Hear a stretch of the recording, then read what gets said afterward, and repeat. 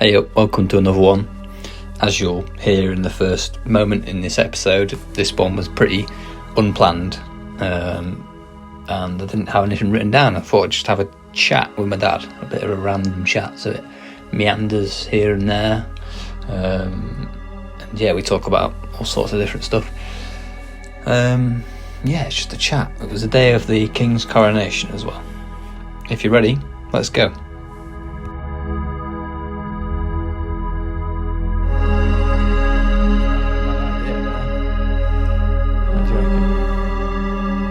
I don't know how talkative I'm feeling.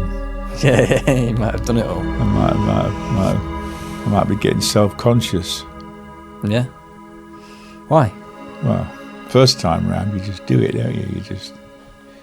And then second time round, you think, oh right, now it's a bit like your second album, isn't it? If you're a muso. Yeah, your second first album just pops out of you. Yeah. And then you've got to try and come up with a different. Well, I thought about it like something that. to match it next time round. First one was good. Yeah. What was it about the first one that you liked? Just went all over the place, didn't we? Yeah. I remember that story about you knocking that bloke over in the... that was forklift funny. truck. Just said some good stuff there. He said some funny stuff. I've listened to it a few times, to be fair. Oh, right. I didn't know. Right. Interesting. Just on and off, little bits of it here and there. Makes you wonder how much you pick up of your own parents' life, doesn't it? Yeah. As you go through it, really. I'm sure there's plenty I never got to know about both my parents, to be honest. Particularly my father, actually. Yeah. Because, he wasn't very forthcoming on his existence, really. Didn't talk about stuff. Not much. really, no. Maybe I wasn't listening, I don't know. But, busy doing other stuff, Yeah, but you do get to a point where you start listening more, I think. You start picking it up more. Yeah. Looking back, I got the impression there was stuff he just didn't want to talk about because of his generation, there was probably some demons in the cupboard he didn't want to face, maybe, I don't know. Things he'd rather not have had to make public. He was a farmer there, wasn't he? Private thoughts, yeah. Farmer there, wasn't he, I suppose, so... You just by nature, if you're a farmer, you're probably a bit more. You just don't speak to many people, do you? So as many people. No. So you're sort of more reclusive anyway. I don't know. Yeah, I don't know. But it definitely, they say that a lot, don't they? That people talk more now, and it's good to talk. Well, they used to call it wearing your heart on your sleeve. Yeah. I.e., you're prepared to sort of. Vocalize your emotions a bit more. But of course it can be dangerous because you can offend people. I remember when your grandmother was wanting to write her story, which was something that came to her in later life. After your granddad had died, she had a breakdown anyway. Did she? And as I've got this, yes, she did. Yeah, she ended up taking an overdose and endangering her own life at one point. I didn't know that. Had to have one of these carbon-based stomach pump type things that sort of sucks the toxins out of her. And she was in a care facility, I suppose you'd describe it as, where she was receiving psychiatric help for probably 3 or 4 months, if I remember rightly. Yeah. Down in North Icombe, actually. And when was that then? The 90s? Was it around the time Dad died in 98, so it would be the late 90s, probably just before the millennium, yeah. Yeah. And, she got to the point where she decided she wanted to put things down in writing. I think I'm right in saying that was after father had gone and she had her breakdown. You'd think so, wouldn't you? I think it was that, but Jackie, your Auntie Jackie, helped her write it down and, get it onto a computer, basically. Really? And that story's still around. It's not but the point I was going to make is there was a lot that she didn't say, and she didn't want to offend people. She kept it positive.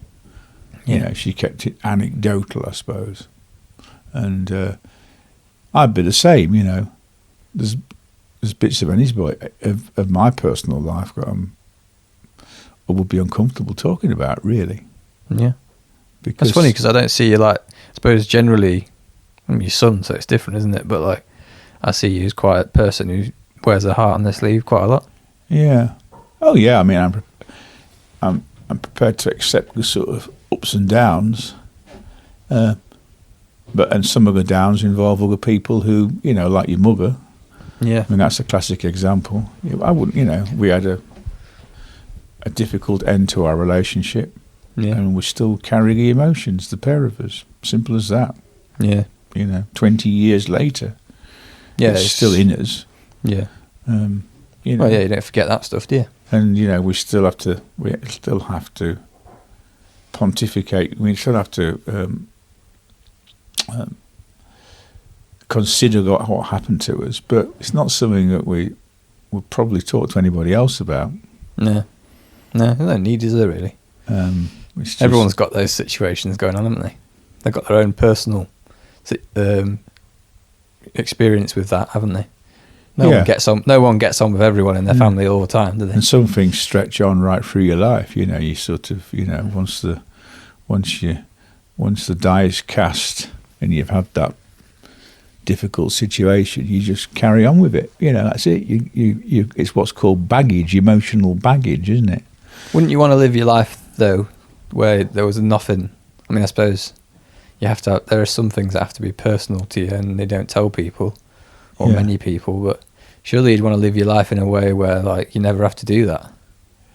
Well, I don't think anybody achieves that, do they? I don't think any interviewer ever gets to the point with any interviewee where that interviewee is going to tell them their deepest secrets or their most embarrassing stories. No. Even embarrassment can.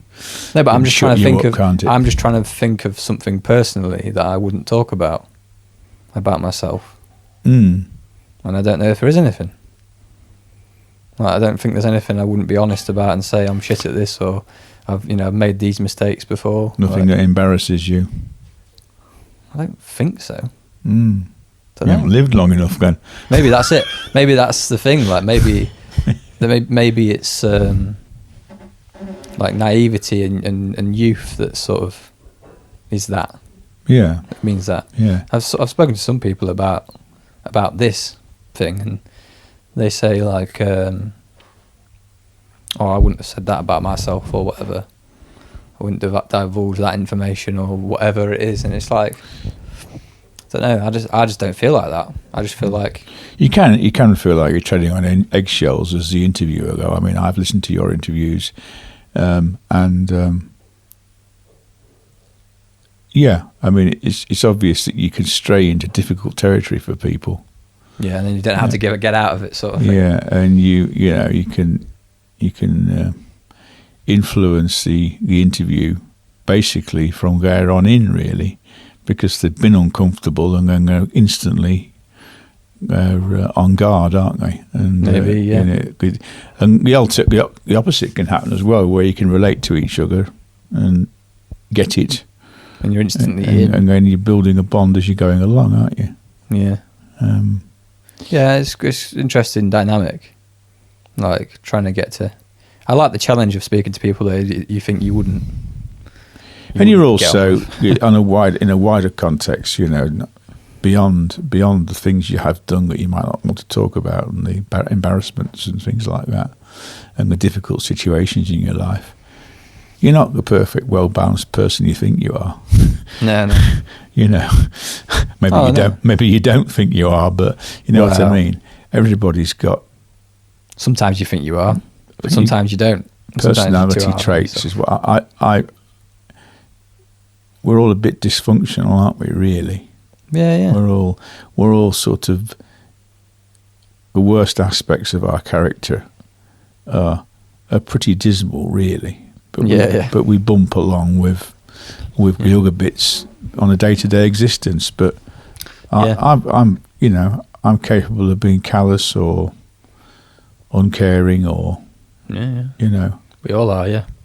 Having difficulties with relationships, obviously. I spoke recently with Adam, and he said that I asked him what I'm like to work with. Yeah, and he just said that I'm like very up and down. Like, I can be very positive, and I can be very negative, or just, you know, which I find that you do as well. And I mean, I know that annoys you. Yeah, but I think I'm doing it without knowing. Yeah. In the same way you're probably doing it without knowing. Yeah. It's just sort of, I'm in that mood and I'm reacting on my mood. It's almost like sort of aggression. You get aggressive over it, or short-tempered, or lose your will to listen to people, or start. You've already decided you're dominating. Trying to dominate a set of circumstances because it's quicker and easier, and that's it. You know, dealt with that without having to think about it. Think about it too much. Yeah. Which is normal, I think. I think a lot of people are like that with people they know really well, but it's hard. You can, like you say, I don't know. I don't think I'd go around thinking I'm perfect. I think you probably do. I think everyone does sometimes. They think, I'm doing a good job, I'm nailing it. Yeah, I'm better than other people. But at the same time, I think like sometimes I can be really harsh on myself, and also feel like there's certain characteristics about myself that I'm not going to be able to ever get past.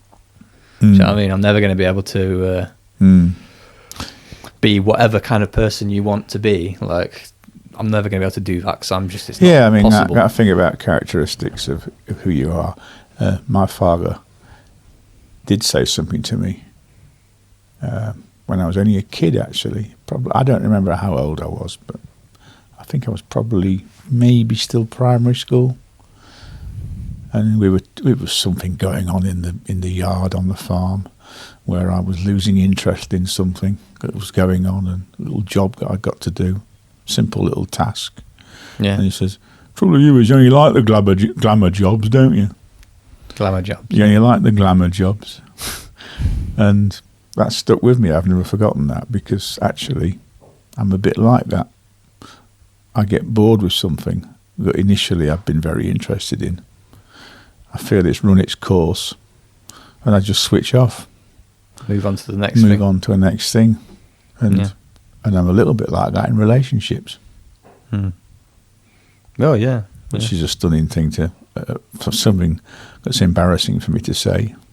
But I feel any relationship. Looking back, friendships and everything. Well, I'm thinking about marriages and, partners.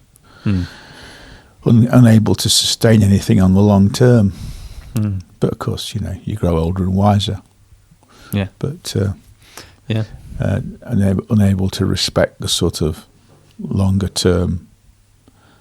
Slugging it out a bit. Slugging it out, and the benefits of commitment, I suppose. But certainly, work-wise as well.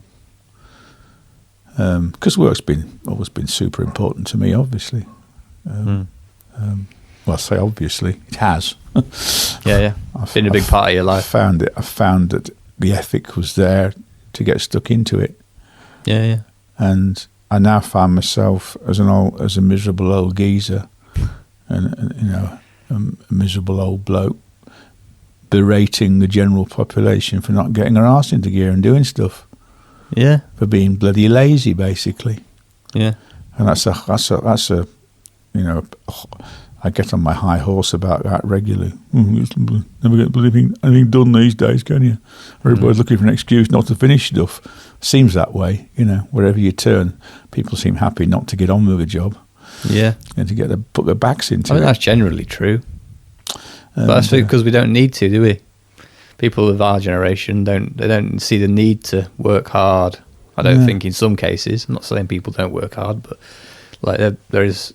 I'd say there's more people who don't work hard now than ever in this country. Yeah, well, you probably... And it's because you don't need to. Probably as a member of a completely different generation, you understand what I'm saying, really, but I just understand, I just think it's all there for us, do you know what I mean? I think in general, like, most people are, they're all right. Most families are all right. Like, I think we're a bit like... I mean, some people completely disagree with me on this, but I think we're a bit like... We act way more hurt, even though... As a society, we act way more sort of hard done by, even though we've got more than we've ever had. Oh yeah, it's crazy. It's just like the more it's the old spoilt thing. It's the more good stuff we get, the less we respect it. Less we appreciate it. And it's like, look at what you can do now. You can do anything you want to do, and you can do it without anyone telling you can't do it, basically. And everyone's upset. It's just crazy. Like, I don't know. I don't like blaming anything on other people personally. It's all more. It's about I'll do it myself sort of thing. I'll get on with it, which maybe you've got a similar attitude towards. Whereas I find a lot of people just moan about what other people are doing, and it's just like there's no excuses. I don't think really, but less excuses now than there ever have been to just do stuff. Don't know. Yeah, well, maybe it's a bit strong, but I don't know. I feel like that was a bit strong. You know, I could probably say something against that quite easily in half an hour, but aye, yeah. Do you know what I mean? Well, people are either driven to get on with stuff and do stuff, or they're just not, I suppose. Yeah. It's got to be something that motivates them, hasn't it? Yeah. I mean, well, that's that motivation thing. That goes back to my father's comment about the glamour job thing, you know. I'm interested in stuff while I'm motivated by it. Yeah. And then as soon as I'm not motivated by it, I can't be bothered with it. Completely disregarded it. You know. Yeah. And I've never really taken the sort of work-wise. I've never taken the earning capacity as the major factor, really.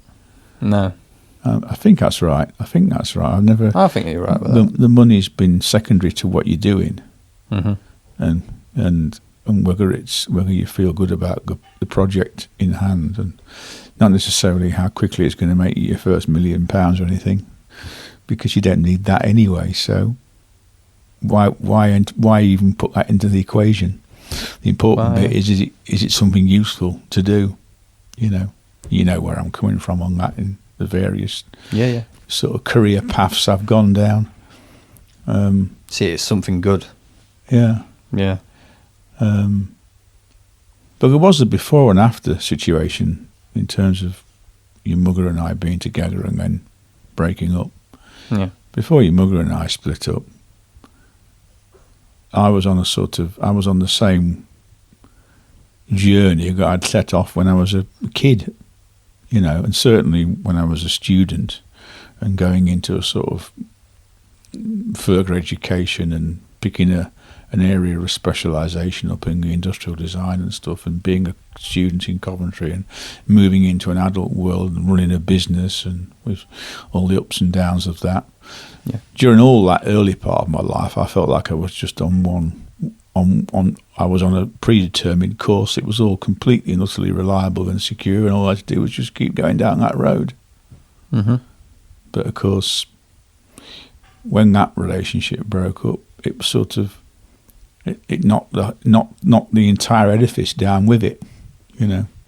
Yeah. So all the stuff that I'd been doing, work-wise and career-wise, and even growing up, and morals and ideals and perceptions of how life was going to be, and how it was going to have continuity, and just I was just going to ride straight through. That was going to follow that straight through to retirement.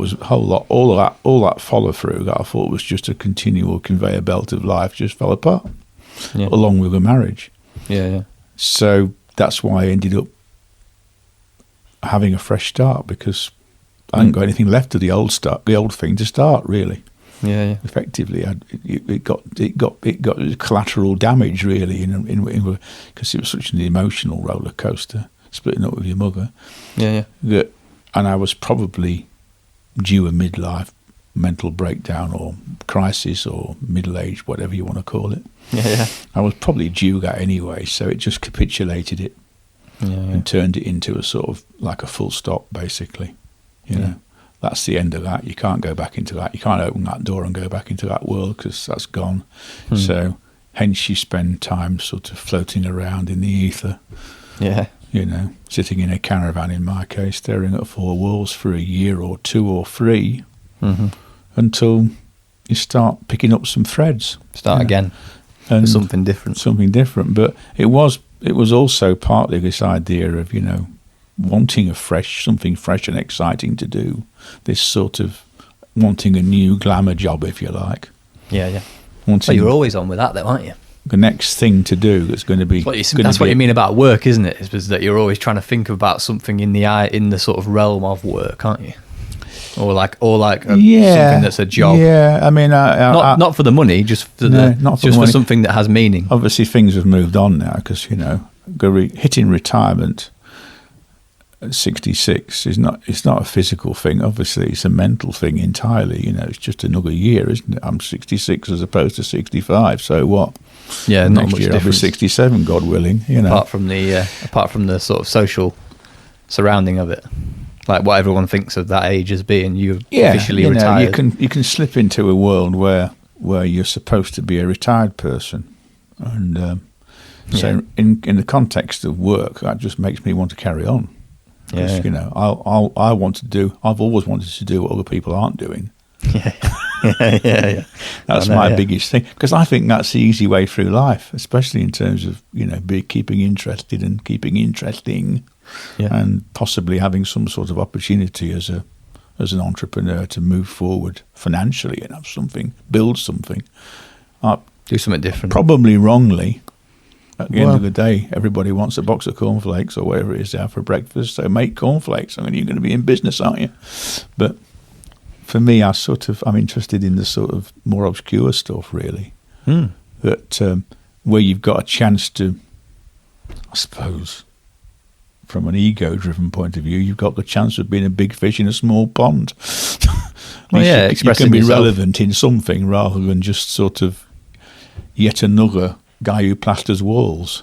Yeah, I'm not being derogatory to a tradesman. I'm just saying that they're everywhere, aren't they? Yeah. You can't stand out and do something individually by being in the construction trade, because there's so many other people probably better at it than you, with more experience and more clout financially, doing it already. So you sort of give yourself a huge barrier to entry into that world, because it's already full of people who are very good at it. Yeah, people know what they want as well. Yeah, and so it's interesting. To me, it's nice to have a product or a service or a discipline or an industry or whatever it is. Yeah, that's really mainly interesting because it's quite a bit unusual. Yeah. I remember back in the early days of Pyramid when most of the orders came on the phone. Yeah. And we'd done the original Honda CBR 600 seat cal. Yeah. The very early one from the late 80s, 88, 89, 90 sort of era. Yeah. And somebody came on the phone and said, that seat cal, this is a punter wanting to buy one, that seat cal for the CBR 600. Said, he said, I don't like it very much. I want one, but I don't like that one. Right. I said to him, well, that's the only one you can buy on the planet, mate. Yeah. Nobody else has ever made one for that bike. Yeah. So it's sort of that one or nothing. Yeah. So that's, yeah. And I got a kick out of saying that. It's quite an aggressive thing to say to somebody who wants to spend money with you. Yeah. But I just said, well, that's the one that's available on this planet, sort of thing, Yeah, fair enough, yeah. And that puts you in a fairly powerful position, really, doesn't it? Doing something that's completely different to what everyone else is doing. Everybody else has done. And, and of course, you know what I'm like in terms of wanting to do shit like that. I think you're now that you say that, it makes me realise that you're very interested in that all the time when you did stuff at Pyramid, like just doing it differently and coming up with solutions that, obviously solutions like that, I've got two chances, like you always say, like some of them are just going to be dead ducks and people are going to think that was crazy, and some of them are going to be good, aren't they? They're going to just pay off because no one's thought of it or tried it or whatever. They're all little niches. They're all reinventions of the wheel, aren't they? Yeah. But that was that's the glamour job thing coming out. I've done that and nobody else has, or I'm about to, and yeah. Yeah. It's fun though, isn't it? But there was definitely a dividing line going back to that post breakup with your mother. Yeah. That's a difficult thing for me to talk about because it did change my life. Yeah. And I've never had anything else do that to me.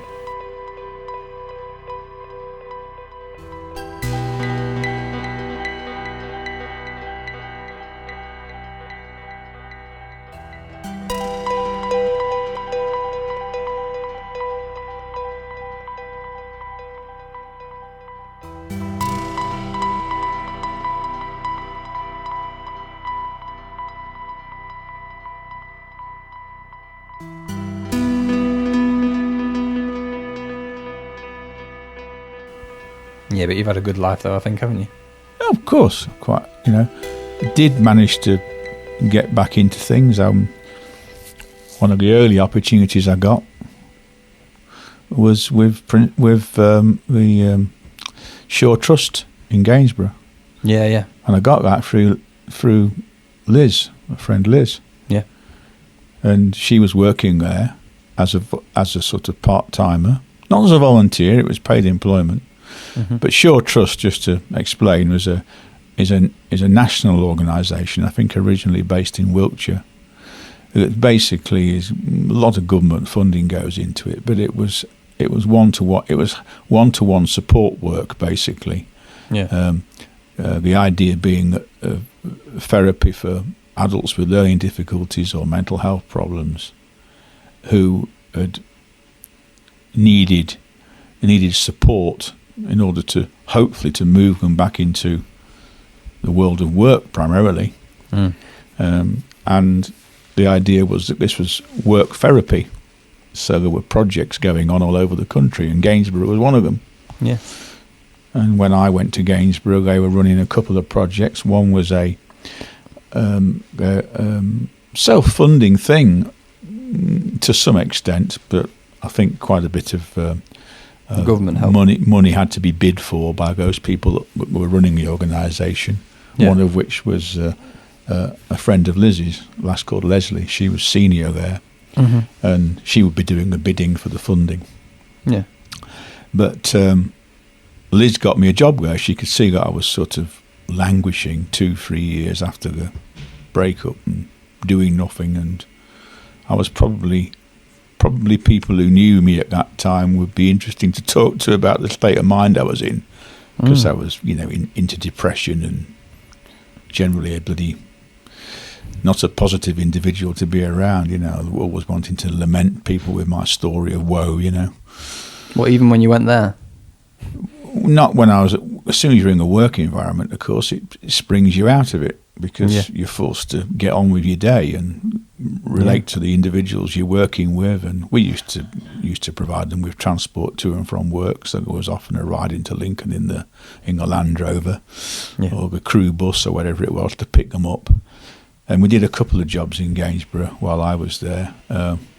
One was a place called Celebration Wood, where we were basically just bringing on some immature trees on about a 10-acre site near Marton, which had been donated to the trust by a local farmer. It was rough land that wasn't really fit to grow anything on, heavy land, and it was being used as a what they call celebration wood, which is where the celebration element was as an individual who got somebody he wanted to memorialise, somebody you wanted to remember from your life, or somebody who passed away. You get a plaque and sponsor a tree, and that would go in as memories of George or whatever, and so it encouraged people to sponsor the tree. And obviously it was an environmental initiative, because of growing trees and bringing them on, and we were sort of offering the husbandry, if you like, as a crew of people who were on the books, I suppose you could say, of Shore Trust.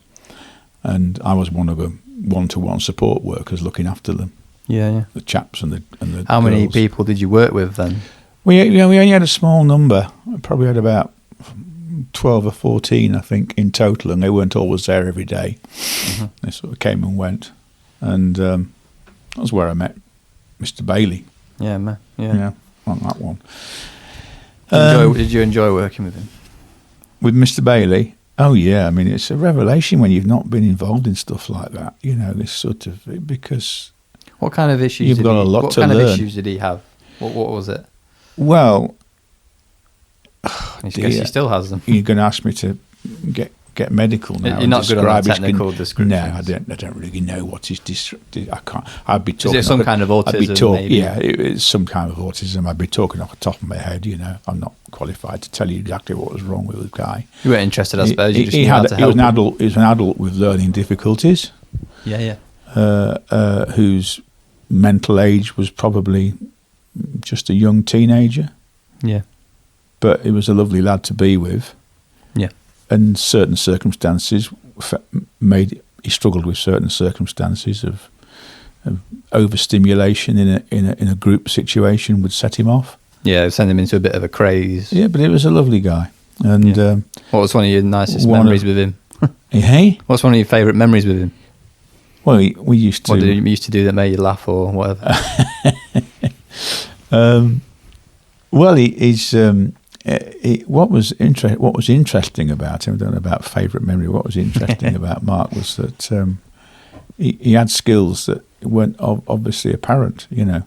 Yeah. And we used to get involved with me doing oil changes on vehicles. This was actually after Shaw Trust. Right. And the memory was that how good he was with a spanner. Yeah. And I don't think he'd ever had any experience. But under the bonnet with a spanner, he seemed to know intuitively what he was doing. Yeah. You know, I had to tell him. And I know he'd got no background in it. So he obviously had a talent in that direction that didn't, because I found a bit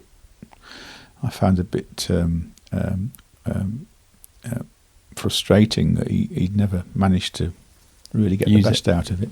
Mechanic. But I don't like to talk about individuals because, you know, you shouldn't. Yeah.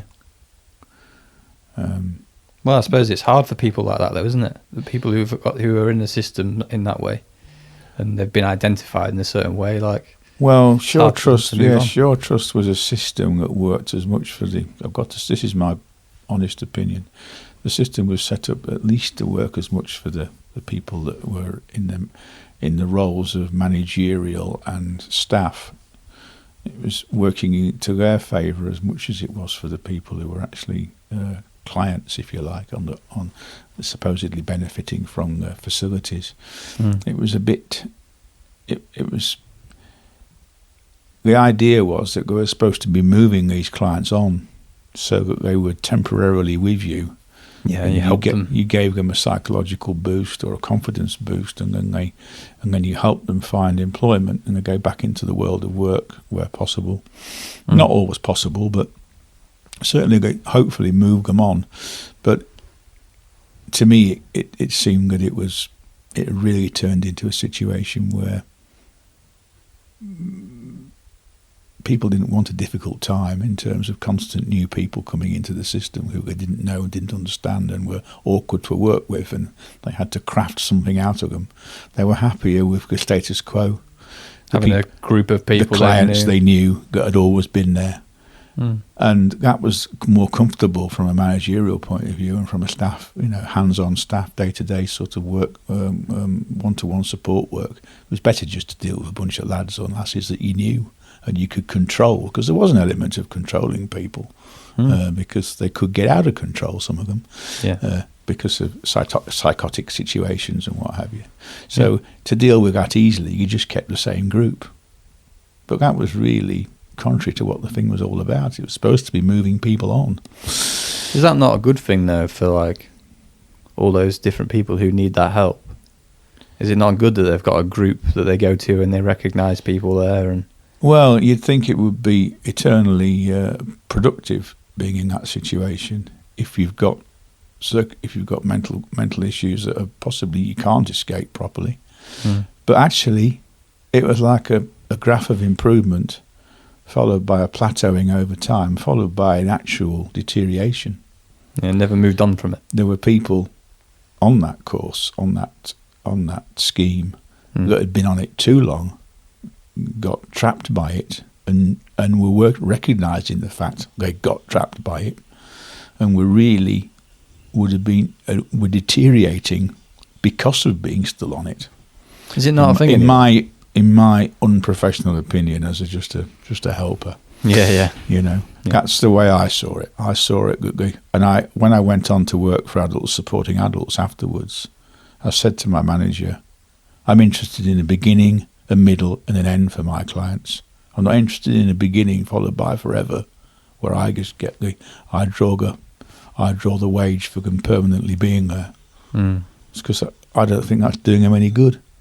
I think they need a beginning, a middle and an end to what we offer. If the end is that we haven't managed to do as much as we would have liked, then that's so be it. That's the end. It can't be this sort of gradual deterioration in their circumstances, because they're sort of you've tied them in on a permanent basis, in limbo. And you've seen that with other people. that I've worked with who can't escape now.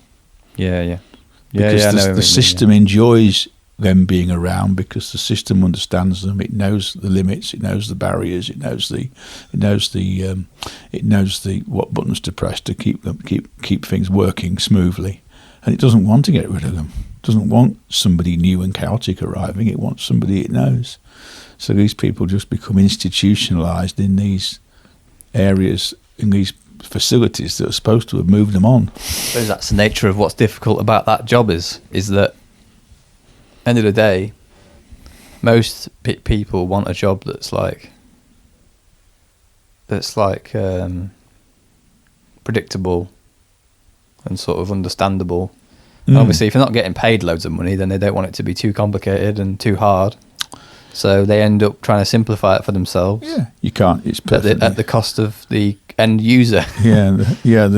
What they try to set up in those facilities is contrary to what most employees would really want. They would want some stability, and I just found in my personal one-off set of circumstances, well, for 2 organisations, Adults Supporting Adults was the second group I worked for, which was again Gainsborough / Sleaford based, and good organisations with people who are really caring in them, and good group of people. But I found that there was a sort of perpetuation of the client base that just went year in, year out, and for me personally, I thought a little bit that we needed to be achieving more in terms of people who'd moved on, who they'd waved goodbye to, and and that didn't seem possible. Perhaps it's just in the great scheme of things, it's you're extending a hand of humanity through these services, and maybe it's not real. Maybe you can't do very much in the end, other than delay inevitable. I don't know. Oh, it's tricky to know. I'm out of my comfort zone talking about that, really, because I was only. But it was you're not saying you're right, though, are you? That's just your opinion of it and your short and small snapshot of it, isn't it? I had an instance where I worked for a group previous to those 2, actually, the name of which I can't remember now. They were on Monks Road. Yeah. Oh, the one. Yeah. I don't remember what they were called. The one where they got the workshop and stuff. No. That's further down Monks Road. That's on Allenby Estate. That's the Pelican Trust. Yeah. That was another work therapy based thing, sort of. I went there with you once. It was pretty cool. Yeah, nice. It was nice. Pelican Trust. Yeah, they got. Had a bit of an old school sort of. It had a sort of, to me, it weirdly reminded me of, like, imagine what it would have been like working during the war or something. Oh, right. Do you know what I mean? Like, just because it's simple and it was all manual tasks and stuff. Yes. It was like a world from 50 years ago, 70 years ago. It's very much based on manual tasks and they sort of inherited. The Pelican Trust was in Lincoln on Allenby Road, and it'd been going some number of years, and I'm not quite sure where they're at now. No. Ray Newell would tell you, because he was the guy who introduced me to it, really. Yeah. But they had some worthy sorts of projects there, and good donations coming in, and again they had staff who were bidding for the contracts and bidding for the funding effectively to carry on supporting, but it was getting top heavy. It was an awful lot of management and stuff, paper being pushed at the top for less and less clients, it seemed, and the ratio was just getting silly. And I'm pretty sure I don't know, I can't speak out of turn. Get the impression that it might have been reaching the end of its natural life, let's put it that way. Yeah. But they had great woodworking facilities. I remember that, downstairs in the... Yeah. And we used to do contract packaging for people, so people who were wanting to, I don't know, sell screws and nails in small plastic bags to DIY stores could buy, a ton tote bag full of particular size screw, and they put it in little bags for them. Yeah. And that was good production line type stuff. Nice simple thing, isn't it? Yeah, good production line type stuff. Yeah. So I've considered it a few couple of times. I think I will do that maybe at some point, but thinking about that reflector thing. There was a big, I'm thinking about myself. The reflector is a classic example. The product we do. There was a big operation I knew about when I was down in the West Midlands. And what were they called? Remploy, that's it, Remploy. Pretty sure it was Remploy. And they were another nationwide setup that basically ran factories for people who struggled to get into mainstream employment. Yeah.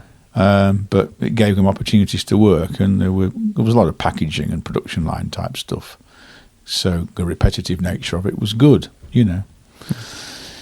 Sounds like an enjoyable time, really. I enjoyed but I had no aspirations for. I mean, I was an employee, and I had absolutely no interest in progressing through the Shaw Trust or through adults supporting adults. Training was offered, and I couldn't be less interested, really. I enjoyed working with the clients, but I really wasn't bothered about progressing any further than that. Yeah. You know, I suppose I realised it was something I wasn't going to do for a long time. Yeah. But I was really grateful. Character. I was really grateful to Liz for getting into it, because it was a fresh initiative. It was a fresh. Got you going. It got me going on something brand new. You know, that had a completely different set of rules and working circumstances and some hands-on physical labour involved, which was good, of course. Yeah. Yeah. Well, in addition, I didn't mention the other project at Shaw Trust. In addition to the Celebration Wood, which was near Marton, we also had a green waste recycling centre on the way into Gainsborough. Yeah. Summer Gangs Lane area down there. We had an enclosed yard, concrete yard, and a decent building on it, decent steel structure. And they were taking green waste from the council, who were going around in the refuse wagons picking up people's garden trimmings and stuff. Yeah. And it was arriving in the back of just dumping green bins. Yeah, from the green bins, and they were paying us to dump it on our site. I think they're only paying us about 40 or 50 quid a load. It just turned up, and then we had to fork it through a muncher, basically a shredding machine, which was a diesel engine thing that stood on wheels and could be towed around from place to place if necessary. Mm-hmm. And this thing was mashing up the stuff that came out of people's garden hedge trimmings and what have you, turning it into a mulch that we then put into bins. And then, of course, it matured in the bins. Temperature went up. We analysed the temperature, and basically, it turned it into compost, but we weren't allowed to call it compost. No. So we had to call it soil conditioner. But effectively, we bagged it up into sort of. Did you ever get to listen to Dan's? Yes, listen to it. Yeah, he talked about that, didn't he? Yeah, I did. Yeah, he was doing recycling of waste. That's what they do. Yeah. And I'm sure that project's not running anymore. I don't think Shaw Trust is running anymore. But we had a mushroom growing plant as well, although that wasn't running when I was going. Mushroom growing plant. They were growing mushrooms at one point. What kind of mushrooms? In Richmond Park. Not that sort of mushrooms, just bog standard.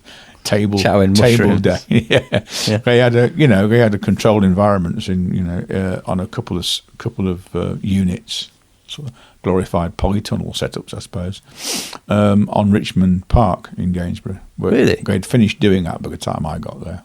That's weird. I didn't know about that. Yeah, they were growing mushrooms there. But the whole project was based at Richmond Park, so it was quite a nice base. I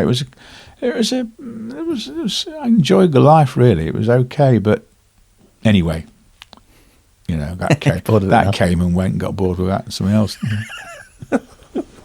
So you're on with the. You keep talking about. I don't think we really talked about it last time. The drilling. Didn't talk about it at all. The drilling, the future project. Geothermal drilling. That's what it is. Geothermal drilling. Yeah. What's that? Yeah. How the hell did we get into that? What is it? What's geothermal drilling? Well, there's shallow geothermal and there's deep geothermal, and they're both progressing strongly around the world at the moment as new energy sources. Yeah, and they're slightly different because shallow geothermal is just solar energy. It's just really? Shallow geothermal, which is what I'm interested in because it's something that's achievable on a practical basis for me to get involved in, is really up to about 200, 300 metres. Yeah. Maybe 400 metres at an absolute push, but I mean, generally it's only 100 plus metres. So it's heat stored in the earth from the sun? It's heat stored in what they call the overburden stroke the first sedimentary rock, which is literally was the sun warming the planet up. Simple as that. Yeah.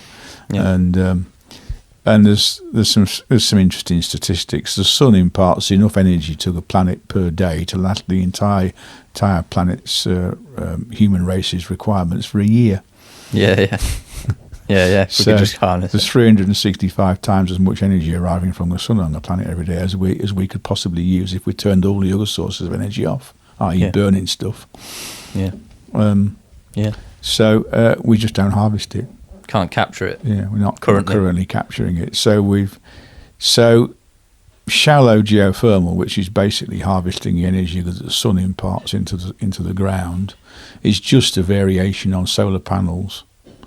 And wind power, because wind power, we've only got wind because we've got the sun. No sun would be no wind.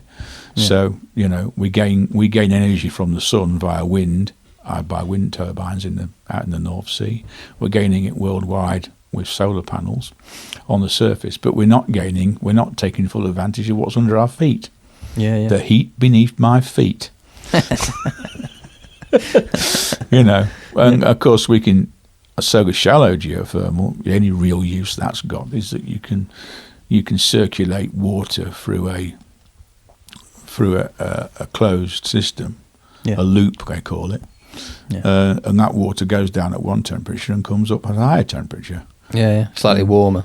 Slightly warmer. So when it returns warmer, you can go and put it through a heat pump, which will go through compression and condensation and evaporation, and will turn it. Will produce an uplift in the heat value to around 55 degrees, which you can pump round underfloor heating or appropriate sizing of radiators or through a warm air blowing system into a well insulated house, and it'll heat the house. And it'll produce the hot water, and you won't be using no electricity, but you're using about between 4 and 5.5 times less energy electrically to just bring it up to temperature. So all you're trying to achieve is low usage of electrical energy to generate the heat. Because obviously conventional heating is just, I'm ranting now. A conventional convector heater that you'd plug into the wall is 100% if you're lucky, and you're turning the electric from the plug into heat straight out, but you're not getting any advantage beyond that. You're just turning electrical energy into heat, whereas a heat pump is giving you that advantage of 400 to 500% improvement in efficiency. So 1/5 of the electric generates the same amount of heat in the house. Once you've got the hole in the ground. Or you can use air source, of course, which is slightly better, but is what 90% of heat pumps in this country run on air source. And the reason 90% of heat pumps in this country run on air source for heating homes or businesses is because it's easy to plug an air source system in. It doesn't require anybody to drill a hole in the ground. You just screw it to the side of the building, and it's not quite as efficient as ground source, as they call it. They call shallow geothermal in terms of heat pumps. It's called ground source heat pump. So it means you've got it out the ground. So you've got to do more work to get you've the got ground to have source. Specialist services to drill the holes. You've got to do more work. It's more expensive, but you get a more efficient system. The obvious efficiency of it is that there is a lag in the generation of the heat. So there's a stable situation in terms of heat underground that you don't get in air temperature. In the middle of winter, when it's cold and you want more energy, you can get it from somewhere because it's stored under the ground. It's like a big storage heater. Big radiator. It's a storage heater, so it's collected the heat during the summer and it's there available to you in the winter because the ground's obviously super massive and there's plenty of places for it to be stored. All you've got to do is retrieve it. Whereas with an air pump, an air source heat pump, you've only available to you the temperature of the air around you, which on a cold day is already cold. It's already changing, so you're working harder and using more electric to get it to work. It will work, but you don't get the efficiency. So that's my belief. There's lots of contrary opinions, but my belief is that shallow source is a good stable form of energy that we're just not tapping into. And I suppose it's like once you've done the hole, like it's not going anywhere, is it? No, you get 100 years out of it if it's done properly. 100 years. So it doesn't last forever then? Well, I mean, 100 years is a bit like a sort of an arbitrary figure. Don't ask me what happens after 101 years, I'm sure, but, they give that as a lifespan, as a sort of a comparison to other systems that you might be using. Like, the hole in the ground is going to outlive any heat pump that you might install that might want replacing every 25 years. Yeah. But the actual hole in the ground, you're only pushing water around in it. It's not subject to any mechanical wear at all. Maybe the earth moves. Well, I don't know. Maybe geological situations move and cause damage. I don't know. Yeah. But going back to the versions, there's also deep geothermal. Yeah. And that's something that's getting a lot of attention at the moment, because if you go 4 or 5 miles down, yeah, which sounds crazy, but it's actually quite achievable. How do you do that? It's actually quite achievable, because we've one of the offshoots of having had an oil industry for the last 120 years or whatever it is we've got very good at drilling holes. Yeah. Because to get out some of the oil, you've got to go a long way down. You've got to go directional drilling under the ocean and all sorts of crazy behaviour. Yeah. You've got sort of 2,000 feet of water in the sea. Then you've got to start drilling another 1.5 miles, 2 miles before you get to the oil. Yeah. And then you've got to go in a different direction, because it's not actually in a straight line. So we've got a lot of tech then. There's a hell of a lot of tech in drilling, especially from the oil and gas industry, because we've developed our entire planet's energy on it. So we've got pretty good at it. So yeah, you can drill 4 or 5 miles down in no time. What's the advantage? Just even warmer? Yeah, well, it's much, much warmer. The biggest problem is finding equipment that will stand the temperature when you get down there. The right materials and drills. You can wreck the drills because it's hot rock. Wow. But when you push the water down, you get steam back. Yeah, really, yeah. Yeah, and the steam runs turbines, and you've got electric going for nothing. Yeah. Just straight out of the ground. All you got to do is force the water down one hole, and it comes back up the other as steam. I mean, that's oversimplifying, but that's deep geothermal, and it's different depths in different parts of the world. If you're in Turkey, where Turkey should just suffered from this terrible situation with the earthquakes, where the badly built buildings that should never have been built in the first place, flats and high-rise, collapsed and killed everybody. That was just lack of...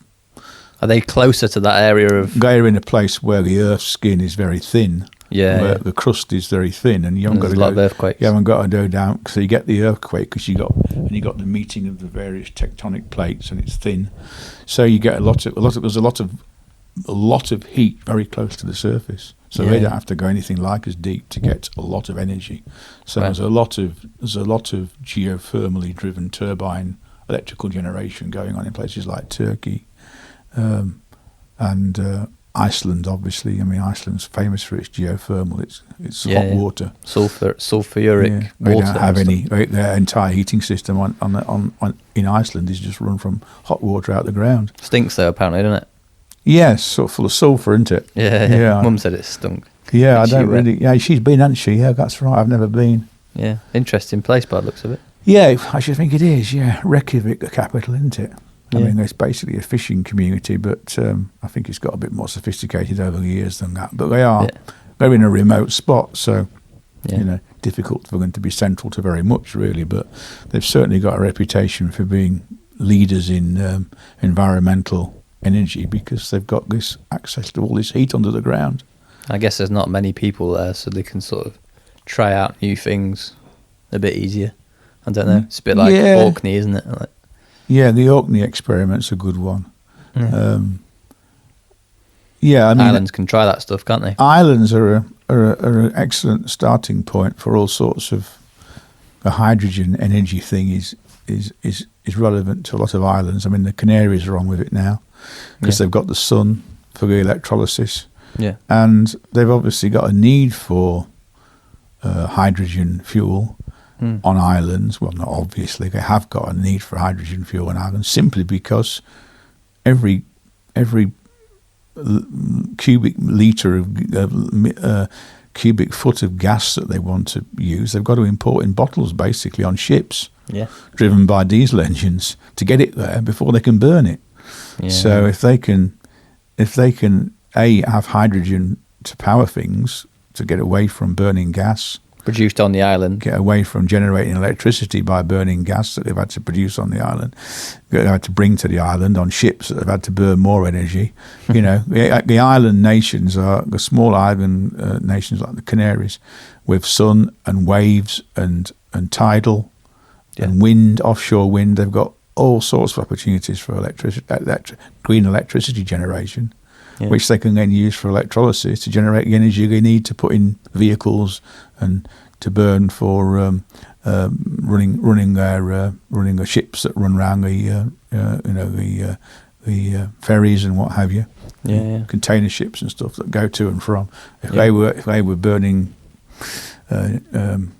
hydrogen rather than oil, heavy oil, that would be a big contribution in itself. Yeah, so, you must use loads of fuel, those big tankers. Yeah. To me, the islands, we've got exposure to wind and sun and tidal, and the fact that they have such costs of bringing energy onto the island. They seem to be a sort of low-hanging fruit, really. The testing ground from the hydrogen point of view, anyway. From the hydrogen point of view, but.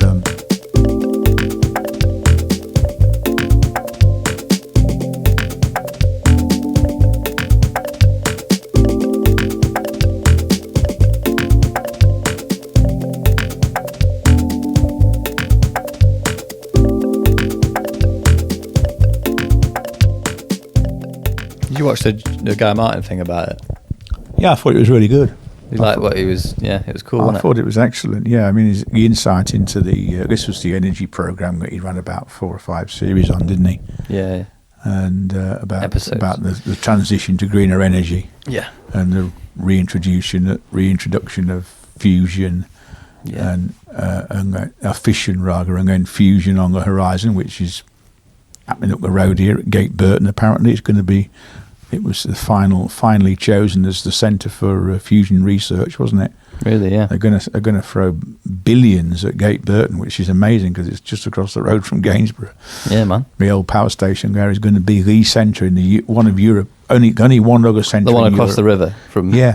Yeah. There's only one other centre in Europe. I think it's in Marseille or Toulouse somewhere. Wow. I think, and they're about maybe a year, maybe 18 months ahead of us.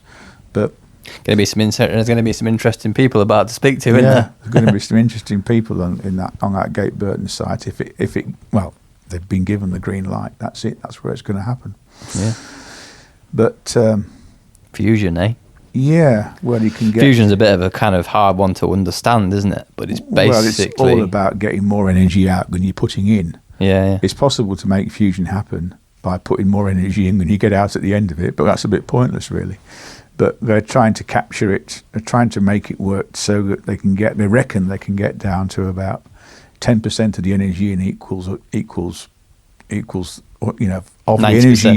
energy that's extracted from fully functional fusion. It'll be a 90%. It'll be a 1,000% gain, if you like, from the original input. 10 to 1. 10 to 1, basically. So you put one telly on and you power 10. Yeah. Little Yeah. bit goes in, a lot comes out. So it's mad. totally clean, obviously. But that's the world of green energy. But you're going to go and you say you're going to Europe to look at one. Yeah, a drill. I'm hoping to. I hope we don't sell it before I get there. But there's a broker there, a heavy machine stockholder and broker of second-hand equipment out in Sweden. Yeah, and they've got a machine that, just by looking online, I've come to the conclusion it might be the one I'm looking for. Yeah. I want something to play with, really. Yeah. I mean, I'm not going to really have any great impact on the world of geothermal, even if it's just in the Lincoln area. But I do know, going back to this idea of things being, picking something that's not available and having to go for it because it's easier to make some sort of progress. Yeah, I know from the research I've done that there's nobody really around the Lincolnshire area who's offering a service to drill holes for geothermal. Yeah. There's anybody doing it? No. I mean, we're in a worse situation in the UK and lots of parts of the world because we haven't really got water well drillers. We haven't got drillers in any quantity. Don't need them because we haven't got the water well drillers. In some parts of the world, they're drilling water wells on a daily, hourly basis for people around Africa, North America, and there are endless people virtually running it like window cleaners. You know, you know, and that common sort of thing. It's that common, but over here it's scarce and rarefied and expensive because the drilling community. Well, it's not as necessary, is it? Maybe up in Scotland, there's a bit of it goes on in terms of well drilling, but for water well drilling. But most people are on the mains water, and it's not necessary for them. So there's no demand, and the only real drilling community are those that are involved in what they call geotech, which is basically analysing soil samples, analysing ground conditions, geology. It's a geological exercise. In the preparation for civil engineering projects, building projects, whatever. I mean, even at Pyramid, when you wanted to put that basically just a shed in the backyard, you ended up with some geotech guys around drilling holes in the ground, didn't you? Yeah, checking the soil and that. From Saxelby. Checking the ground. Yeah. And that's a sort of very simple end of it, but they do it for much bigger projects than that. And that's the world they're in, but there just isn't the capacity in terms of drilling rigs or people that know what they're doing with them to be able to offer a service, certainly locally. So that's what interests me, because I know there's more and more interest in green energy for domestic and business applications. In all ways, in all heating forms. And what have you. And we're not, unfortunately, we've got a pretty poor track record in this country.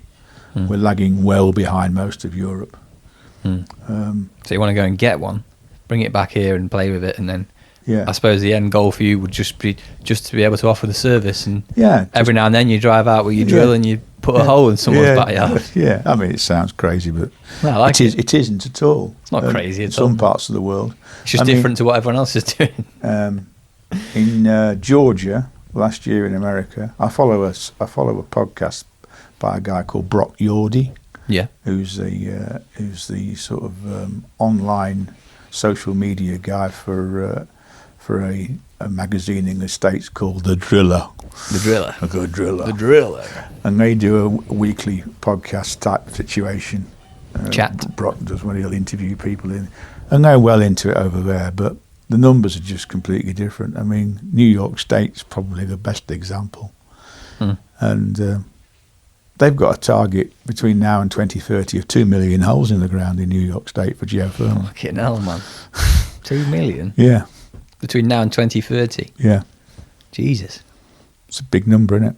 That's just that domestic stuff? Yeah. And we're, like houses for housing. And built and obviously industry. So they're trying to encourage they've got a wealth of drillers in the States, but they're all busy doing water wells, and they're all comfortable doing water wells and geotech type work, and they don't really want to engage in geothermal because they see it as a here today, gone tomorrow situation because of the way the government fund it and then pull the plug on the funding, and one minute there's a grant that incentivises everybody, next minute it's not available, and it's become difficult for them. But they've got a new plan now. The US government have brought out a new plan for encouraging green energy, which is long term, through to 2032, I think, something like that, 10-year plan. So they're talking about it over there. But anyway, locally over here, it's sort of isn't even on the first rung of the ladder as a thing that exists. So I'm seeing it as my sort of last fling in terms of a project to get stuck into at retirement age.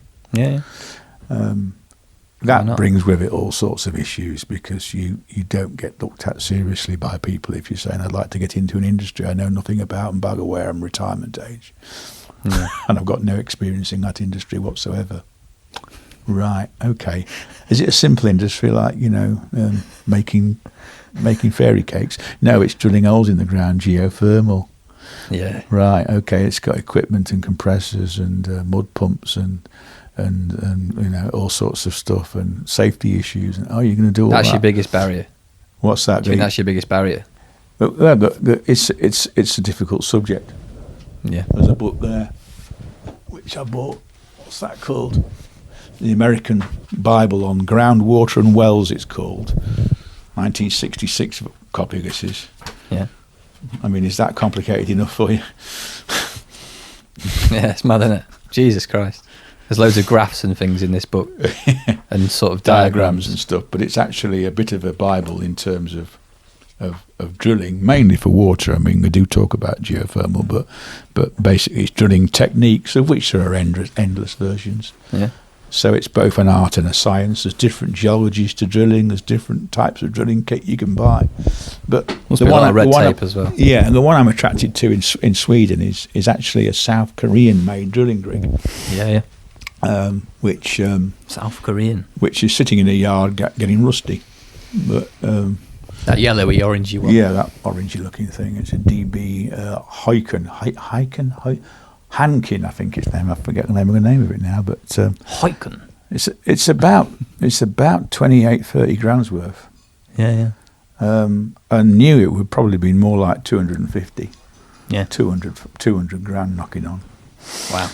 So it's an expensive thing to get into anyway. I'm going to be investing savings in something that might not work, but I'm very keen to get into it. And it takes me back to sort of farming days when you got a machine, took it to bits to see how it worked. Yeah. Just because you could. Yeah. You know, one of the best, as one of the best ways of finding out if something works is take it to bits. Did your dad used to show you how to take stuff to bits, or did he sort of just do it and you were watching it? I know he didn't treat it as an educational opportunity in any way, shape or form, but he was constantly taking stuff to bits. He was always doing it. Dad used to run old farm equipment by preference to new stuff, because the new stuff didn't break down, he preferred the stuff that broke down because he could have more fun fixing it then. Really? Couldn't understand it. I've come to that conclusion in recent years, that he was more interested in things breaking down than he could fix than he was being a farmer. So he liked to buy something that was maybe a bit run down and old. Yeah. That's interesting, isn't it? Yeah. Because you said he had an engineering interest, didn't he? Yeah, I mean, my mother said, and I never witnessed it, obviously, because I wasn't around, but she said the first combine harvester he had, and he had one of the first in Lincolnshire, he took it to bits. He got it brand new because there was no other way of owning one. Yeah, it just wasn't new. I don't know when this would have been, just post-war, I would imagine, in the late 40s, I'm guessing. Don't know the full details, but I know it was so good he took it completely to bits to see how it worked. Yeah. And then put it back together again. And I can relate to that, because these drilling rigs are quite complex, and there's a lot to learn about how they work. Yeah. They're basically hydraulic. A lot to scratch your head about, I bet. Yeah, they're basically run by a hydraulic pump that drives all the various mechanisms. Yeah. And there's a lot to understand. And this particular one I'm looking at in Sweden is quite rough. I mean, it's sitting there. It hasn't done massive hours. That's what attracts me to it. It's only done 2,500 hours. Yeah. I think it was on a contract in Finland, from what I can establish by researching it. Yeah. Where they were doing research for tin or minerals that were buried in a big area in Finland, and they spent about 15 years messing about, and then failed to find what they were looking for and just stopped. Yeah, I remember you saying that. All this machinery, they must have spent a fortune discovering that there wasn't enough stuff, wasn't an economically viable thing to mine. So they just didn't bother. Ditched it. And then this is one of the machines that they've been doing a test drilling for core samples, what they call core samples, where they bring out tubes of the material that's in the ground to see what's in it, take it away for analysis. That's what it had been used for. Yeah. And it was drilling down to 150 odd meters, which is what you need. Yeah. So, and it's done relatively low hours, 2,500 hours if the pictures are to be believed on the internet. So it's worth going to have a look at, because it's a machine that could be very useful for the sort of work I would like to do with it. You're going to just have a trip as well anyway in Sweden? Yeah, well, it's an opportunity to go to Scandinavia, so said to go. You ever been? Yeah, I went to Sweden. I remember you saying about being on a lake that was frozen over. Yeah. I went to Sweden when you weren't alive. Adam was about 2, I would think. Yeah. And your mother and I took him over there we went to see a motorcycle guy who was buying our motorcycle accessories out there in about 92, 93 it would be. And Anders Solbom from a company called S Racing in a place called Vannersburg. S Racing. S Racing, and you still deal with him a little bit, I think, don't you? Really? I don't know. I think we still sell him a little bit. I don't know many of the customers. He was our first overseas customer, pretty much. Anyway, so yeah, I've been there on that trip, and it was we had a really nice time. I went up to Norway to meet a guy I knew from Hitchin, who was working in Oslo. Yeah, went to see him on that same trip, and cool place. Nice place to be. Yeah, I liked Sweden. Yeah, it was sort of a little bit of a step back in time, really. Yeah, it's sort of the ethos of the place and the sort of vibe was sort of, even then back in the early 90s, felt like you were in the 60s. Technology-wise. Even though we were only in the early 90s in the UK and things were much slower than they are now, and there was no internet and blah, blah, blah. Yeah, yeah. I mean, the first time we contacted with our foreign customers, and Anders was an example, we did it by telex. Telex, yeah, Mum was talking about that. Yeah. Mum told me about that. Yeah, I recorded one with Mum. I recorded about 40 minutes with Mum. Okay. How did it go?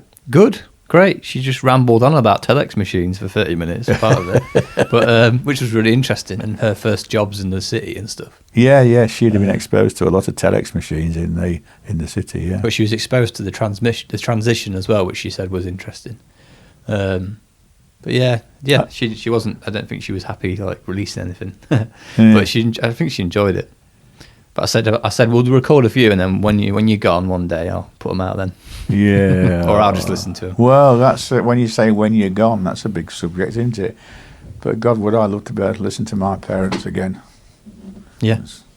Yeah, but it's fascinating. I mean, a lot of people can because they recorded stuff on the old-fashioned tapes, didn't they? Cassette tapes and reel-to-reels and stuff, but I've got nothing of my parents. Yeah. Yeah. Nothing. I mean, I'm recording stuff now, so I'm going to be able to do that. But at the same time, I don't think it's all good, because you're just sitting there. If you do it again in the future, you're just sitting there listening to the past, aren't you? Yeah. It's only the past, isn't it? Yeah. It's only the past. So what sort of thing? Yeah. It's anything you can guarantee is it's not coming back, really. Very interesting though, because like all this sample of people talking, and the way that AI is going, you're going to be able to continue conversations with people who are gone. Yeah. Yeah. That could really screw you up, couldn't it? It's going to be crazy, that, isn't it? Because you will be able to have endless conversations with people who aren't here anymore. Yeah. Which is weird. Another separation from the real world beyond all the various separations we've already got from the real world. Or what I call the real world. What is the real world? Well, yeah. I mean, the real world is you mean the traditional real world? Yeah, the real world is only what you've experienced, isn't it? Yeah. Yeah. But the next version is obviously going to be different, just like every generation's is. I was watching a YouTube video this morning.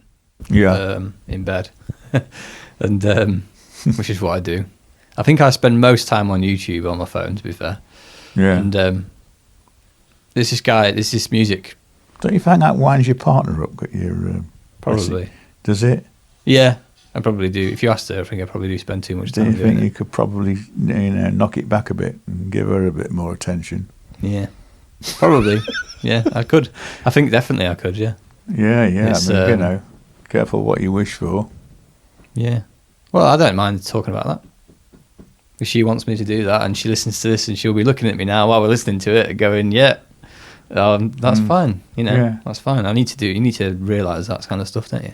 Well, I think you're just like everybody else. You've got an interest in stuff and you want to pursue it. So, it can take chunks out of your life, can't it? But I suppose AI is very as your grandma would say, moderation in all things. Yeah. All things in moderation. Or all things in moderation, yeah. No, 100%. Interesting, though. I'm interested in AI because it's going to revolutionise the world very soon, I'm sure.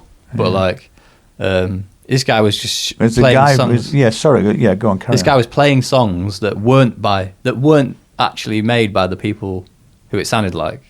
So there'd be songs by the Beatles, songs by Nirvana, Drake, Kanye West, whatever, and they sounded like songs made by those people, but they weren't. They were just I've come across that. Yeah, fully not made by them. Any of the music, any of the lyrics, anything. Artificial intelligence, sort of, as I understand it, is the power of computing to analyse sufficient data that's already in existence. Yeah. To be able to, and do it quickly enough to be able to respond to a random question. Yeah. A general question. Yeah. AGI, artificial general intelligence. Yeah. And then pull together the answer in a verbalized form. But at some point, you'll get to the point where there's an app on your phone or whatever, some kind of software that can do anything. It can react to any real world question that you can give it.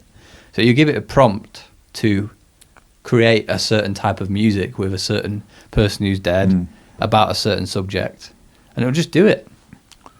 And you got to what I thought was, will it ever be able to drill a 150 metre deep hole in the ground? No, not at the moment. Not until it's linked to a fucking robot, mate. No, because when it is linked to a robot. Well, interesting enough, modern drilling rigs are robotic. You can operate them from a screen in a building in a different part of the world. Exactly. Yeah, exactly. I mean, that's just... So that's already... Yeah. And I watched this thing... It's not artificially intelligence-driven, but I suppose that's only a tiny jump, isn't it? Scary. It's a tiny jump to get to that. At the moment, it's somebody sitting in front of a screen telling it to do what it's doing. And it's generally the type of piling drills that they use for inserting blast, for blowing in mines, when they're in open cast mining, when they're wanting to blast rock, they use these drills, these hammer drills that make a hole in the ground to insert the blast material. Yeah. And it's you don't really need to be there. No, you don't. It might as well be on the moon. Yeah. You can run it all remotely. Yeah, because it's all like simple inputs anyway, isn't it? Yeah. A lot of machinery is simple inputs, isn't it? Yeah. A lot of hands-on stuff like serving people food is actually quite complicated. But things like cars and planes and things, they're all very simple, really, because they're made by us. Yeah. So we can control those things really quickly. But they've set things like, you remember that thing I showed you, that ChatGPT thing? And I showed you it could make this poem based on whatever. That's all closed off stuff. That's all closed off software. But if you let that loose on a computer, which people have done, they've done this on like Microsoft are doing this at the moment. Well, somebody's just really. It can do stuff on it can use all the programs on the computer, and use them like a human would. So it can create mudguards for motorcycles. Yes. On the computer. Yeah, I'd worked out that it could do that. I'd worked out that the designer element. In terms of, I'm still getting over the fact we've moved on from hands-on clay and filler and foam to CAD CAM. But I can fully understand how, if the computer's seeing enough images of enough huggers on motorcycles, and you just say, "Here's a motorcycle, put one on it." Why the hell do you need a designer for that? You don't. You're not going to need to. At some point. You have to ask it to do that. And you can say, and if you don't like the result, you can say, well, I'd like another version, please, that's less curvy or more round or something, and it'll do that. Yeah. Scary, isn't it? So, that's you out of a job then. That's all right. That's fine. But we're all going to have the same problem, because if my job's going to get taken by it, then, designers are considered like one of... Architects. Yeah, architects. You don't need an architect anymore, do you? I imagine architecture is even, just as valid. Because there's a lot more data probably attached to that. Yeah, in the system already.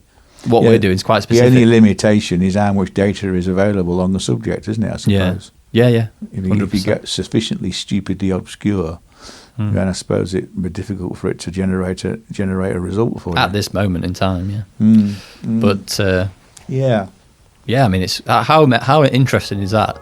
How scary is that?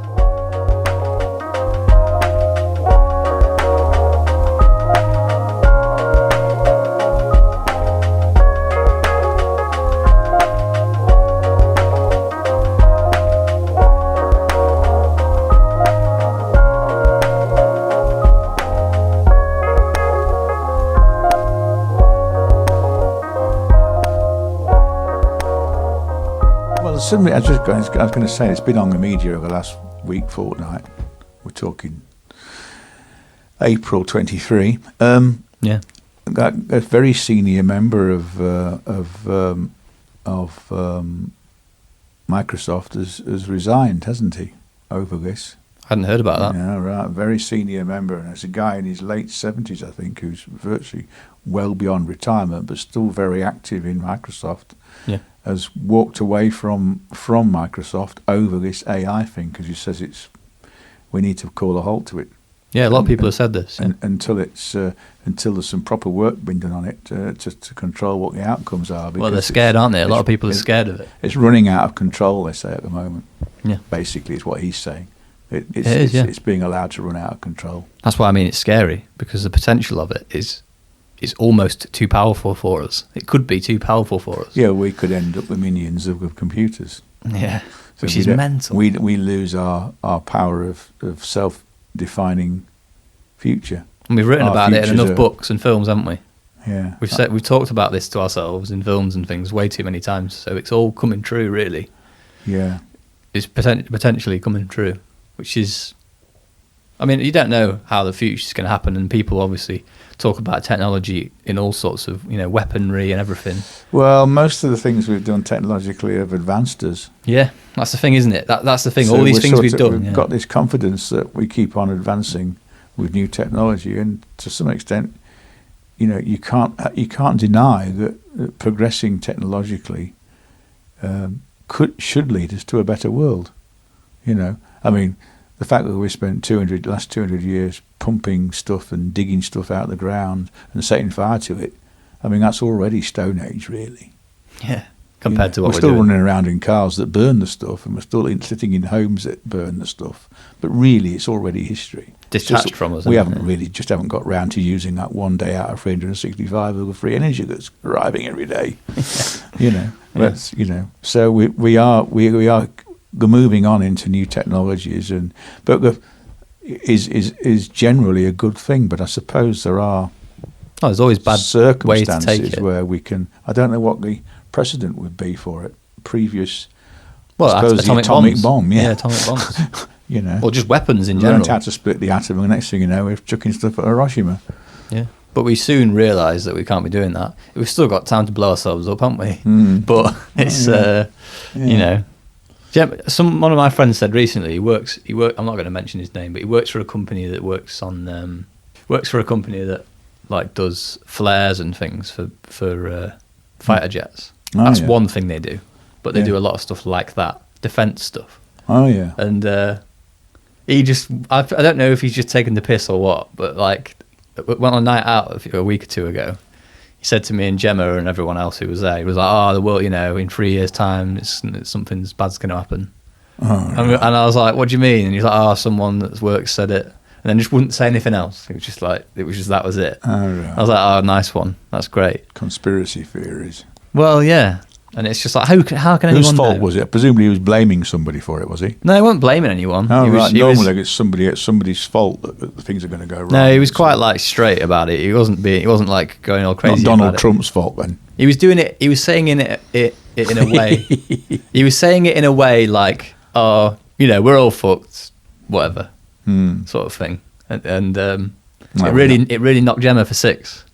Like she didn't like it at all. Really? Yeah, it upset her. To be scared by somebody. Just to be scared by the impending doom, I suppose. Yeah. Potential. And I kept saying that. I kept saying to her, Gem, I got to the point where I was just kind of a bit annoyed about it. Look, Gem, there's no point worrying about it because you can't control it, even if it is true. This stuff's always been potential, before we were born. So don't worry about it. And it just sort of made me think, there's always people saying that kind of stuff. Do you think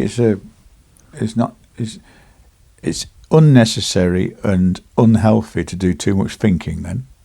Yeah. So would you regard yourself as being in danger of that then? Too much thinking? Yeah. Yeah, I think it's good to just get on with stuff sometimes. Yeah. Just to get on with your job. I'm good at that though. Yeah. I'm good at just if I'm at work and I've got a project. So am I really, yeah. I mean, I recognise the mundanity of the auctions I run, but I'm quite happy to do it. Because you shouldn't worry about it's a routine in that way. It's a routine, and it ticks an awful lot of boxes, even though it's mundane. Of course, you can think too much, yeah, but you've also got to do some of it. I did learn that during my during that post-breakdown situation I was talking about earlier with your mum, because I ended up living on my own and going into a hermit-like existence a lot of the time. And the word I used was ruminate. I used to ruminate a lot because I had all the time in the world. I wasn't going to work. You go over the same things in your head a lot? Yeah. Just about yourself? Rethinking your existence and your relationships and working through your sort of what's driving you and the psychology of stuff and how you could have done it differently or how things have panned out, and just constantly sort of overthinking stuff because you've got too much time on your hands. You can only do so. You can only get so far in your own head, and it was dangerous. It didn't do me any favors. I got a distorted outlook on reality really as a result of it. Actually, I'm sure I did. Yeah. I think this is giving me a broader outlook on reality. yeah. Just by speaking to random people. Yeah, of course it would. Yeah. So, I remember hearing, Stephen Bartlett, the guy who's on Dragon's Den. Yes, yeah. I remember hearing him saying about his podcast once. He was saying like, obviously it's great that it gets loads of views and that's brilliant, money and all that sort of stuff. But he said anyone should just do it, and I thought, yeah, you cheesy fucker, like, yeah, whatever. Right. Yeah. And then I thought, and then I now started doing this. I completely understand what he means. Really, it's like you're just doing something that you would not normally do. Yeah. You would never normally go, and I wouldn't normally speak to literally like half of the people I've spoken to so far. I would never normally speak to them in that depth. No. I would never speak to a drug addict before. So you don't find anything out. Because you never get beyond the superficial. And it gives you your place in the world, really. Yeah. Makes you understand that you're only a small cog in a very big world wheel. Yeah. But you're okay with it. Probably you've got to just accept that and get on with it, actually. Yeah. Because that's all you're ever going to be. Yeah. And you should just realise that and do something about it and be as useful a cog as you can be, because you've got your. I was thinking about this earlier. You've got your time span, and you might just as well get on with it, because it's bugger all. It's one life over one period that, in my case, started in the middle of the 20th century and will end sometime in the middle of the 21st century, and that's all there is to it. Yeah. And it's nothing. So, try and make the best of it, really, in terms of doing something worthwhile. Yeah. Try and engage. Don't let your ego run your life. No. Because if your ego gets hold of you and starts running your life, you'll be constantly making excuses for yourself. Yeah, me and James talked about that a lot when I spoke to him. Yeah. He was quite aware of that, I think. What's that, the ego side of things? Yeah, not letting your ego sort of get hold of you and worrying about the wrong stuff, Well, that book I gave you to read, that by Eckhart Tolle, New Earth. A New Earth. I mean, that's getting. I've read that nearly managed 4 times through that book, and that was during my period of rumination, actually. Yeah. And sort of, I was reading that book intensely during that period, and it was interesting on the ego and just how dangerous your ego is, and how you need to sort of keep it under control. And don't get too big for your own boots. It's not about. No, it's not. That's wrong. It's not about the ego making you think you're something. I've got a big ego. I'm better than everybody else, or I'm this. That's not what he's talking about when you're talking about ego.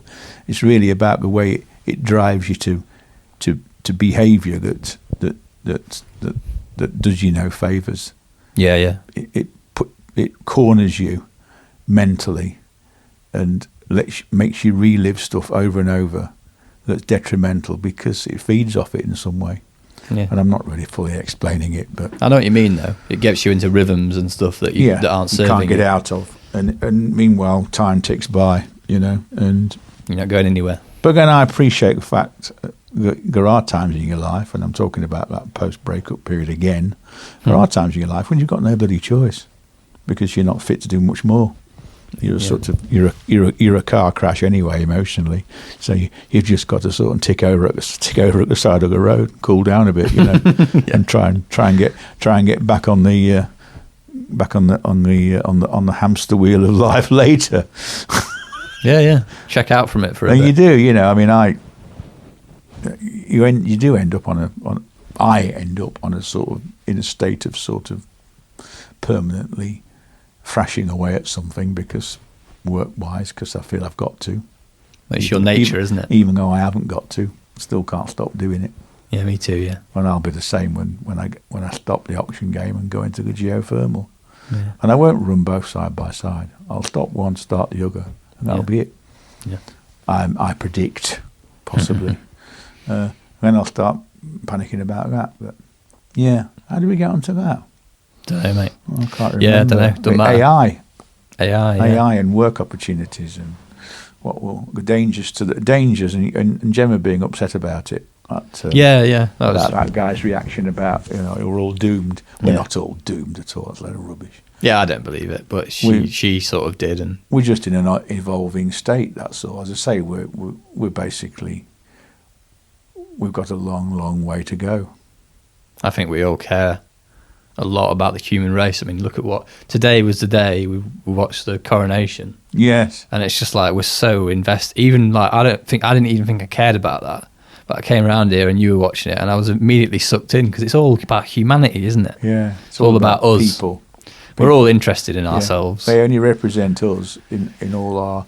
That's right. It's a very human story, the royal family and the coronation, and you can't escape it. You might not agree with it, but it's a very human story. Mm-hmm. Yeah. And there's no point in analysing it beyond that, really. No. Yeah. You get out of it. Why would we not want it in our lives? Not a problem. Yeah. It's another story. Part of the rich tapestry of life, isn't it? It's another story. That's what we've been doing for the last, I don't know, I think it's like sort of since we started farming. Writing, yeah. Before that, it's always started farming, isn't it? Like writing stories is like our way to take what's in our head and let other people see it in a broader sense. Yeah. Like, and I enjoyed listening to the various pundits talking about it afterwards. Yeah. It was Sophie Rainworth, wasn't it? I think they were talking. No, it was Kirsty Young. Kirsty Young, sorry. Yeah, the old Desert Island Disc lady. Yeah, and I thought it was interesting hearing historians who know their subject, sort of putting it in context. Yeah. Educated people who've studied the subject and got something to say about it. And it's, the historical context is relevant to all sorts of things. Yeah. Oh, everything, really. Everything. You know your history. Yeah. Yeah. I do indeed. I find reading hard, to be fair. Well, I've just given you that book, haven't I? That Ian McEwan, The Innocent, it's called. I don't know whether that was written probably 30 years ago. I can't remember. But I'll love what's within the pages. It's just getting going on it. It's really? You are right that if you find something that's good, you will just read it, which I've done a few times, definitely. But I think just the way my brain works and the technology I've grown up with, it's just that page turning just doesn't do it for you. It just doesn't. It's just not the same as. Perhaps it's because the speed's not there. The speed's not there. Yeah. Well, it's not good, is it? No, that's a habit to get out of, really. I don't know. Is that just the way that humanity's going? What's the point? What's the point in reading something when you can just listen to it? What's the point of reading it? Because it's been written down. Yes, but what if you can just that book will be an audio book? Will it? Yeah. Why would I not just listen to that? Well, I suppose it would. Of course it will. That is the separation. I mean, he's a famous author, so presumably, yes, everything he's ever done is in audio form.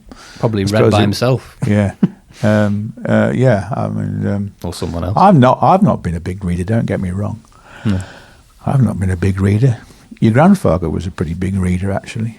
Your farming grandfather did a lot of reading because he spent a lot of time sitting at home on his own. So, with a book, that was what he got. Well, it's the technology you've got at your disposal, isn't it? He hadn't even conditioned himself to the radio or the wireless, as he would have called it. Yeah. He hadn't progressed beyond a book, so he read a lot of books. But I think he educated himself largely through reading books. Actually, I don't think much else from the outside world came into his life because he spent very little time at school, and not out of some deprivation. I mean, he had a governess, as they called it in his day, somebody who brought you up as a child, but you didn't leave the house. Okay. And there was practicality to that because there was, no regular transport, and you were a long way from the nearest school, so you just stopped at home and somebody came to you. Homeschooling. sort of a homeschooling thing. I don't ask me for the in-depth details because, as I said earlier, we didn't speak about stuff. But as I understand it, he had a governess till he was about 10, and he spent just 2 years in Lincoln on Rugby Road at Christ Hospital School where you were, sort of 12 and 13, something like 11 and 12 or something, and went back on the farm. And so education was, I think he did teach himself an awful lot by reading, you know. Well, he probably missed out on it a bit, so he felt like he had to learn something. And I don't know how much, I would imagine he was a sort of guy who read a lot of factual stuff as opposed to sort of novels and stuff. Yeah, I'm like that. Yeah. But give it a try. I can do it. I just think it's not like the way I don't, rightly or wrongly, the way I see it is a little bit the same as spelling. Like, no one can spell anything now, including myself, and write it down on a piece of paper. But you don't need to anymore. I'm struggling actually. I do realise that when I'm working on my laptop, I'm getting worse at spelling, not better. Yeah, all the time. Because I'm not. My confidence in knowing the correct way to spell things, or even to press the relevant keys to spell it is getting worse. Yeah. So because I know that I've got the spell check thing sorting it for me as I go along. I type stuff with full of mistakes and then just go through it at the end. Yeah. And then you don't have to think, because all you're doing is clicking on the word that's wrong and updating it. Not even paying attention to the modification to the word, whether it was 2 L's or 1, or an E and a Y, or an L and a Y, whatever. Yeah. You're just fixing it. I don't know. True. I think it's fine, but I think humans have only got so much capacity for like the current world they live in. We can't do what we're doing now and understand how to spell things correctly. Do you know what I mean? Like, people get upset about it. Like my mum, for example, always gets upset about it. Yeah. Like, it's just like, but that's the world we're in. Like, if you want to carry on doing what we're doing now, then you've got to leave some stuff behind, don't you? Because I think you've got to leave some stuff behind. Otherwise, you'd still be making all your own clothes and shit, wouldn't you? But you don't need to. No. Or we're not doing that. I see what you mean. You mean there's some... Yes, yeah. We've all got we're all specialists now, aren't we? Every person is a specialist in a very, very specific thing. Yeah, definitely. Yeah. Oh. I'm dried up now a bit. Drawn to a close, yeah. Do you want to get a drink or something? Yeah, I'm getting frosty.